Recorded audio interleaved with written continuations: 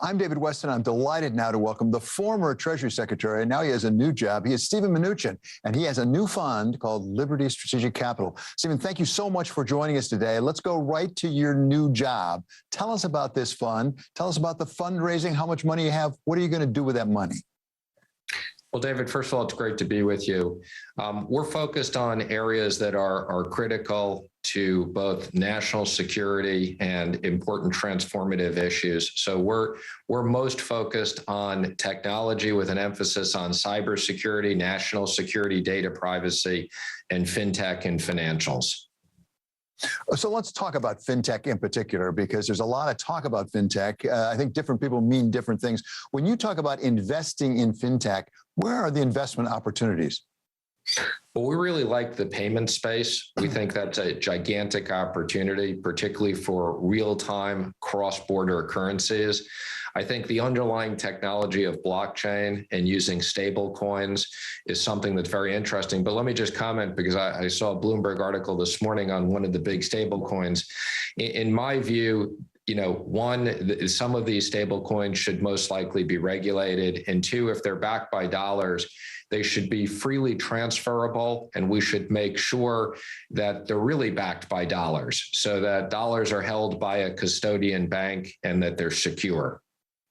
Yeah, let's go exactly there. I'm glad you raised that, because there was a piece on Bloomberg today. It was about Tether specifically, saying that right now they have 69 billion Tethers outstanding, and 48 billion of them were issued this year. Theoretically, that means they have $69 billion of more or less U.S. cash somewhere. How assured are we that they actually have that money?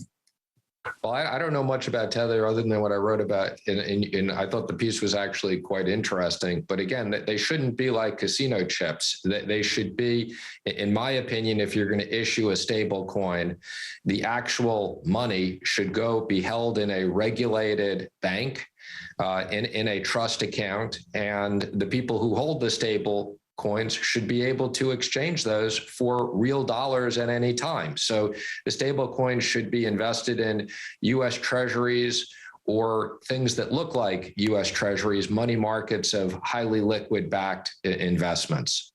Steven, it's not your job anymore. It was your job. Now it's Janet Yellen's job to figure out how you should best regulate that. She's had some meetings, as you know, to try to figure out regulation of things like stablecoins. From your point of view, is that something that should be the Fed's responsibility? Is that the SEC? Where does that responsibility lie? Well, the Secretary of Treasury oversees a committee of all the different regulators, and that's the right place. So these issues cross different regulators. Some of them are Treasury regulations through FinCEN. Some of them are the OCC for banks. Some of them are the Fed, and some of them are the SEC. And in general, I'm fine if people want to trade Bitcoin and cryptocurrencies, but I think there should be full transparency. These shouldn't be the equivalent of a Swiss numbered bank account. So if you're going to trade in these, they should be fully regulatory compliant, fully BSA compliant. And one of our big issues is to focus on cybersecurity. And again, one of the problems with ransomware is right now, it's way too easy to pay a $25 million ransom payment in Bitcoin. You can't wire $25 million to people who you don't know. You can't deliver cash. I believe the regulation should be same on these other cryptocurrencies. So as you look to make investments with your fund in this area, how vulnerable are your investments to sort of regulatory changes? I mean, is that a risk, an opportunity, a little bit of both? Well, as I like to say, I've been regulated when I ran a OCC bank, and I've been a regulator, so I understand both sides. We actually like investing in companies in regulated entities because we think the legal and political risk is a lot less. And we think there's safety in a regulated institution, particularly whether a U.S. institution, whether it's regulated by the OCC or regulated by FinCEN or regulated by the SEC. So I, as an investor, would be very careful investing in unregulated entities. There are clearly places where it makes sense to do that, but one has to be aware of the regulatory risk. Mr. Secretary, do you have a sense of the possibility of contagion? Let me be specific. Let's go back to Tether for a moment, just because there was this piece just written today about it. There's a suggestion that perhaps if Tether collapsed, I'm not saying it will, but if it did, it could affect other cryptocurrencies. Is there a danger of contagion across cryptocurrencies? Well, let me just say, I'm less focused on the contagion. I'm more focused on there are people who are buying that, thinking they're buying the equivalent of US dollars. So when you say you're buying into a stable coin backed by US dollars, there should really be US dollars there. So whether it's an issue that drifts into other things or whether it's just investors can't get their money back, I think that's a big problem, and that's a regulatory concern. Let's look forward, if we can, in success with the payment systems really going into digital currencies, whatever we call them. How does that work? What does that do to our current payment system? Because our current payment system, both domestically and internationally, is a bit long in the tooth, I think it's fair to say. Well, let me just say, the Federal Reserve payment system for large transactions works extremely well. The smaller payment systems, to a large extent, still rely on ACH, which is an older technology and not necessarily as secure. And what I'm most focused on is what I call real-time payment systems cross borders, where we allow consumers to be able to transact peer-to-peer across country in a very efficient way. People shouldn't have to pay 5 or 10% or 3% commissions, for that matter, for transferring their funds. These should be things that are done at 25 basis points or 50 basis points. And I think this is a great economic area and great for consumers. So, Mr. Secretary, there's one thing of moving from one payment system to another and the opportunities, disruption, but also opportunities of investment. Is it possible also that the overall size of the pie will grow? I mean, Ishwar Prasad, actually from Cornell, has written a book saying, you know, this is an opportunity to have more democratization of the financial system globally. Well, I think that's true, and particularly outside the U.S., it's even harder for people. I mean, in the U.S., there's still way too many people that don't have access to bank accounts, and that's even more of a concern as we go into the developing countries. So I think this is a global opportunity. It is something that I think is a very attractive opportunity. Give us a sense about the global competition in the space. Where is the United States in comparison to Europe, and let's be specific, China, with respect to digital payment systems? Are we behind? Not necessarily. And let me just say, this is a long issue. So, I mean, again, the payment systems work very well in the U.S. They can continue to work very well.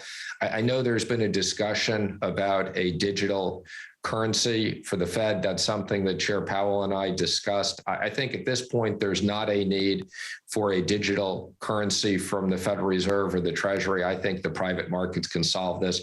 In the case of China, they have a digital RMB. I don't see that as a competition for the US dollar. The US dollar is the reserve currency of the world. And I think for the foreseeable future, given the safety and soundness of the dollar and the US economic and political system, it's going to stay that way. In success, once again, of a digital payment system, a digital currency broadly used, what does that mean for the big banks? There's some suggestion that they may get, I guess the word is disintermediated. Well, I think to a large extent, you know, in every single financial services company, there is a transformation using technology. And actually going back to 1999, when I worked at Goldman Sachs, Hank Paulson, who I worked for at the time, asked me to come and work as part of the executive office because I was a big user of technology, and he foresaw technology impacting everything at the firm. So I eventually became CIO and oversaw all of technology across the firm. So this is an effort that's been going back over 20 years. Obviously, in terms of banks, the move from bricks and mortar branches to online banking is something that's very important. And I know all the big banks are embracing this change today. So, you know, they need to continue to invest in innovation. My guess is we'll partner with some of the big banks. Some of the systems they'll incorporate, and some of them there'll be competition as outside fintech companies compete with them. Talking about competition, what is your appraisal of competition in your space right now? As you go to invest in some of these new payment systems, these new companies, who else is out there investing? How diversified is the pool of investment in the area? Well, there's definitely, let me just say, there's a lot of capital on the investment sidelines in all these spaces right now. We are particularly focused on areas where we have a lot of expertise internally. So where we're investing in companies, we're actively involved in the board, we're actively working with CEOs to help grow these companies. In the case of Cybereason, which was our first investment, I speak to the CEO every other week. We have a strategic dialogue on helping to grow that business. And in the cases of particularly national security, cybersecurity, fintech, we have a lot of internal capabilities, combining both our government experience and my prior private investment experience. You mentioned cybersecurity a couple of times now. Talk to us about cybersecurity. How can you, with your new fund, invest in cybersecurity? What does that look like? Well, let me just say, I think cyber is the number one most important strategic issue to every single company around the world. And I don't think there's one solution. And I don't think this is a one-year issue. I think it's a 20-year issue. So I think that we as a nation need to have very strong cyber defenses. And companies need to have strong cyber defenses. So when I was Treasury Secretary, I was responsible for cyber for all of financial services. That's an area which has invested a lot. We worked very closely with the private sector. We worked very closely. I oversaw all the regulators, and we used to look at drills on cyber risk. I also oversaw the IRS, where I was very focused on technology modernization and making sure that they had the proper cyber protection. So this is something I've been focused on, as I said, while I was in government. And now in my private capacity, we'll be making investments in companies that have great cyber products. The first one, as I mentioned, was focused on endpoint security. We're now looking at application security. We're also looking at operational security, which protects infrastructure. And again, I think that every single company needs to have a cybersecurity plan. You've talked about how much money is out there available for investment. Are there enough opportunities? I mean, the reports are, at least, you've raised something like $2.5 billion, a lot of it from some private wealth funds in the Middle East. Are there enough opportunities to put that kind of money to work? Well, let me just say, we have a very diverse investor base, including international investors, including some sovereign wealth funds, U.S. insurance companies, family offices, both in the U.S. and Europe. So we have a diverse investor base, and we're comfortable that there's a lot of opportunities. You know, we'll probably invest in something like 15 to 20 companies, so we're limited in what we're looking at. I'm actually on my way to Israel this weekend. We'll be opening an office in Tel Aviv, where we have very good relationships there. There's great technology coming out of Israel, and we think these are global opportunities. Yeah, what do they call it? Startup Nation, I think, was the book that was written about Israel. Let's turn back to some of your old responsibilities with the U.S. economy. What's going on? Let's start with Washington right now. We have sort of a crisis of sorts over the debt ceiling. Apparently, they may come out with a way of postponing the issue until early December. What do you make of what's going on in Washington right now? Well, let me first say that, I, as a former Treasury Secretary, and I think all the former Treasury Secretaries agree that we cannot let the U.S. default on its debt. The U.S. debt is critically important. As I said, the dollar is the reserve currency. So I am 100% supportive in seeing the debt ceiling raised. And I'm glad to see that there's been a compromise, it appears, between the Republicans and the Democrats. Now, let me just say, I'm most proud of the fact that during the COVID crisis, we passed two bills in the Senate, first 96 to 0 and the second 100 to 0. So there was enormous bipartisan support. That was 2.3 trillion and then 700 billion. And then after the election, we passed another $1 trillion on a bipartisan basis. So $4 trillion, that was a lot of money. I'm somewhat concerned about the additional spending that's going on now and the inflation. And again, when you talk about the debt, I think there needs to be a discussion on what's the appropriate amount of government debt. Pre-COVID, we started with 22 trillion of GDP and approximately 22 trillion of debt. We're now up to 28.8 trillion of debt. And I think to fund the current obligations that the administration has made, my guess is it's over $30 trillion. So, we were at something like 100% debt to GDP. I think, to the extent that some of these other programs get passed, we'll be up to 32, 33 trillion. I think 140% debt to GDP is a very dangerous issue. So I think the discussion in Washington, when people say things are budget neutral, if they're budget neutral, they shouldn't be increasing the national debt. So I think there should be a discussion around what is the appropriate level of national debt and appropriate spending. It's interesting. You hear that from a lot of people, even some people in Washington, I will say. At the same time, I don't get a sense that this discussion of the debt ceiling actually triggers that kind of meaningful discussion over the long term. What is the appropriate level of debt? What is the way to have that discussion? Because I don't hear it. Well, look, there's certain things in Washington we do very well. There's certain things we don't do so well. I mean, in any business, you typically talk about when you make commitments, how you're going to finance those commitments, whether it be raising equity, using cash on the balance sheet, or debt. So I think the time we should be discussing what's the appropriate national debt is, it's the same time when we make those commitments.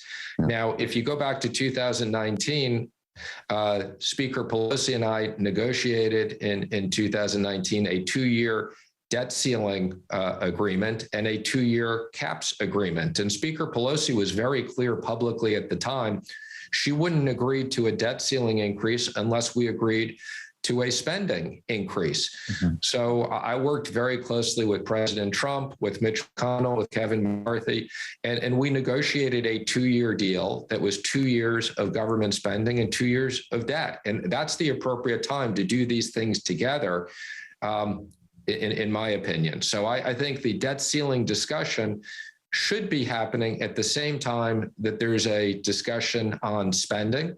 And, I'm proud of the fact that we did spending on a bipartisan basis. I think using reconciliation for spending is a dangerous precedent. So give us your opinion as a former Treasury Secretary and also as somebody who came from Wall Street, really knows the business world, about the proper way of promoting growth in the United States. And we have monetary stimulus, which goodness knows we've had a lot of from the Fed. The Fed says they're going to start coming off of that. Now we have enormous fiscal stimulus. What about that transition from monetary to fiscal? Is this a healthy thing? How much fiscal stimulus should we have? Well, again, you got to put this in perspective because COVID was just, an extreme emergency. And look, anybody who ever ran a downside on a business never anticipated zero revenues. And that was because the government made the decision to effectively shut down the entire economy for medical reasons, which I think was the right decision. So again, the $4 trillion of spending we did was an emergency.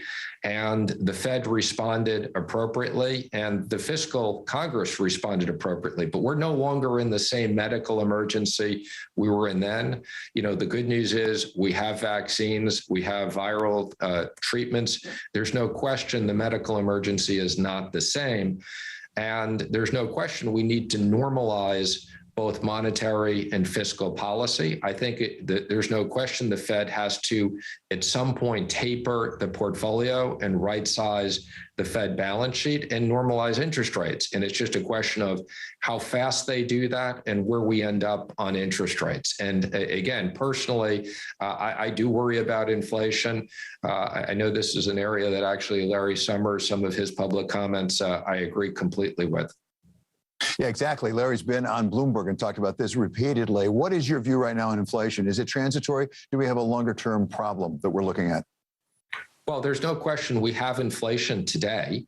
The Fed models and the Treasury models don't necessarily are able to predict what's going to happen in the future because, again, of the extreme fiscal and monetary response. My concern is that we will have inflation. This inflation will continue. Some of it may be transition, but look at energy prices. I mean, something I never thought we'd see during COVID is you saw negative prices of oil. But now the Biden administration is talking about releasing oil from the strategic reserve. Clearly, we have inflation in energy. The good news is the economy is rebounding very strong. Labor prices are up. So I do worry that this will be ongoing inflation, and we could easily end up with 3.5% 10-year treasuries, which again just increases the cost of the national debt and creates budget issues. As you said, Mr. Secretary, we no longer have the medical emergency that we certainly did before. We're not entirely out of the woods, but it's not like it was before. We don't have the economic crisis that we had before. At the same time, as we turn to a normal approach, talk about investment, because some people would say, look, we should have been investing, for example, in infrastructure all along. We need to catch up. Are you sympathetic to that? In fact, is investment in infrastructure not as likely to be inflationary? Well, I support the bipartisan infrastructure bill. I think that actually those are long-term investments. So I think that, well, no, not every single part of that bill do I agree with. There's clearly issues I don't agree with. But look, that was done on a compromise, and there were issues that both parties got. So I think that that's something that's important. That's different than, the ongoing fiscal response. So whether it was the additional $2 trillion that was done under reconciliation, or it's the, what started as $3.5 trillion that may now end up as $1.5 trillion of additional spending, that's very different. So you do have the experience of both Wall Street, the business world, and Washington. Give us some sense. Do you think there is a prospect that we can actually get together, Republicans and Democrats here, and operate on some of the more long-term issues, such as the level of deficit, such as investment, come together? I won't even call it bipartisan, but just agree on a plan. I do. Look, I'm an optimist. We did this during the CARES Act. There's no question, had we not all come together, there would have been a global depression, not global recession. And there are clearly areas that both parties disagree on, and there's clearly areas that both parties agree on. Some of the legislation that was recently passed in the Senate that's sitting in the House, I think the House should move it forward. Okay, Mr. Secretary, thank you so much for your time today. That is former Treasury Secretary Steve Mnuchin. He is now head of Liberty Strategic Capital. Thank you, David.